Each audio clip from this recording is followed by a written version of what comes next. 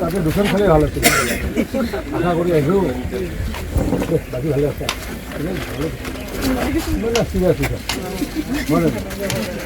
ধেমালি কৰিব লাগে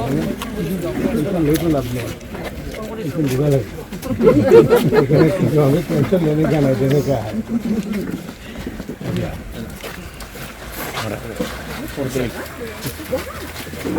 পৰম শ্ৰদ্ধাভাজন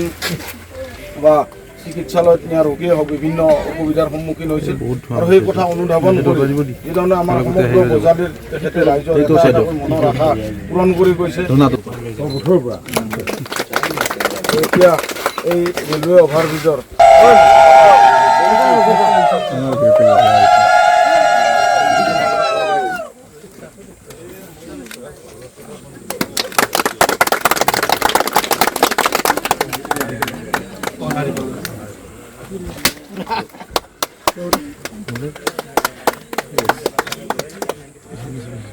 আমাৰ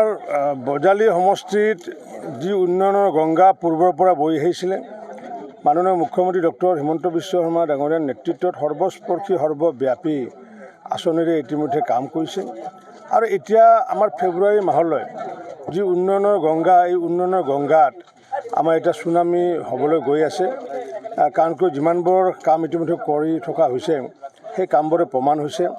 আজি আমি নতুনকৈ প্ৰায় ৭২ কোটি টকা ব্যয় সাপেক্ষে এখন আৰবী এখন ৰোড অভাৰ ব্ৰিজ এখন আমাৰ যি ৰেলগেটৰ ওপৰত আমাৰ যি বজালী সমষ্টিৰ বামুণকুচি পঞ্চায়তৰ ৰায়পুৰ এলেকাত আজি আমি ৬৫ কোটি টকা ব্যয় সাপেক্ষে আজি আমি কামৰ শুভাৰম্ভ কৰিছোঁ আৰু এই কামৰ শুভাৰম্ভৰ লগতে আজি দুটা পথ মুকলি কৰি দিয়া হৈছে যি কালদীয়া নদীৰ কাষত যি বানপানীৰ সমস্যা আছিলে তাত এটা মথাউৰি নিৰ্মাণ কৰা হৈছিল আৰু সেই মথাউৰিটোত আমি এখন ৰাস্তা ইতিমধ্যে আজি মুকলি কৰি ৰাইজক আমি অৰ্পণ কৰিছোঁ আৰু সমান্তৰালভাৱে আমি যি ভূটান্ত মহিতৰা অঞ্চলত তাতো আমি আজি এটা ৰাস্তা আজি ৰাইজৰ কাৰণে মুকলি কৰি দিছোঁ আৰু এনেকুৱাকৈ সৰ্বমুঠ ৭২ কোটি টকা ব্যয় সাপেক্ষে যি আজি কাম কৰা হ'ল তাৰ বাবে মই মাননীয় মুখ্যমন্ত্ৰী ডাঙৰীয়াক মই ধন্যবাদ জনাইছোঁ এই অসমমালা যিমানবোৰ পথ আছে এই পথসমূহ আনুষ্ঠানিকভাৱে মুখ্যমন্ত্ৰী ডাঙৰীয়াই উদ্বোধন কৰিব আৰু সেই সময়ত আমাৰ যি সৰ্থেবাৰীৰ পৰা পাঠালয়ৰ যিটো অহা পথ সেই পথটো তেখেতে আনুষ্ঠানিকভাৱে উদ্বোধন কৰিব আৰু এই পথটো হোৱাৰ ফলস্বৰূপে আগন্তুক দিনত মই ভাবোঁ যে আমাৰ একেবাৰে সৰ্থেবাৰীৰ পৰা পাঠালয়লৈ যিমান মানুহ আহিছিলে বা গৌমৰৰ পৰা হওক বা দক্ষিণ অঞ্চলৰ যিমান মানুহ যিসকলে জিলা আয়ুক্তৰ কাৰ্যালয় যায় যিসকলে কৃষি বিষয়াৰ কাৰ্যালয়ত যায় যিসকলে শ্ৰীৰাম একাডেমি হওক বা আনন্দ বৰুৱা একাডেমি হওক বা বিভিন্ন বিদ্যালয় মহাবিদ্যালয় বা যিসকলে চিকিৎসালয়ত যায় তেওঁলোকে অন্ততঃ এতিয়া দক্ষিণ অঞ্চলৰ মানুহে পোনে পোনে গৈ পেলাই পাঠশালা টাউনৰ মাজেৰে নোযোৱাকৈ পোনে পোনে গৈ পেলাই তেওঁলোকে গন্তব্যস্থান পাব যাৰ ফলস্বৰূপে ফুৱেল ৰাহি হ'ব বহুত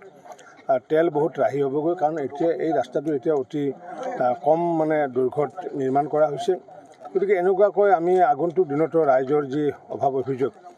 পূৰণ কৰাৰ কাৰণে ইতিমধ্যে সফলতা লাভ কৰিছোঁ বজালীততো আজি ৫ বছৰ ধৰি আমি যি কাম কৰিলোঁ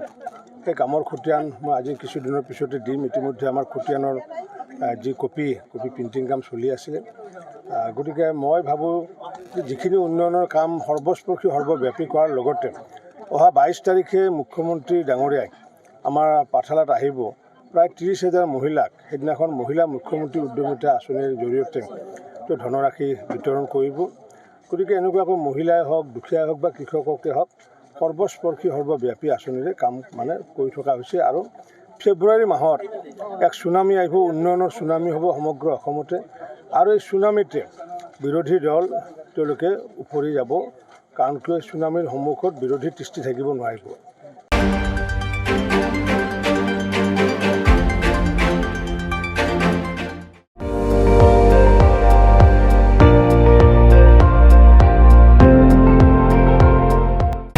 আপুনি চাই আছে ND24 সৰ্বশ্ৰেষ্ঠ নহয় সৰ্বোত্তমৰ দৌৰা